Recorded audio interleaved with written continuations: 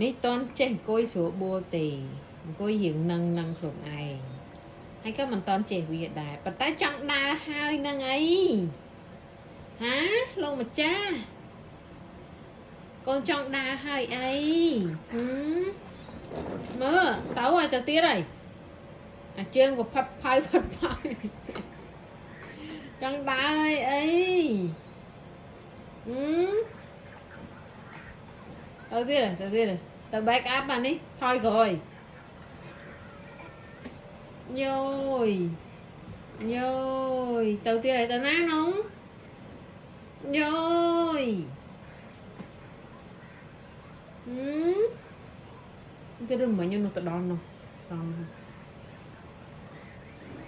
tiền rồi mình tao tiết này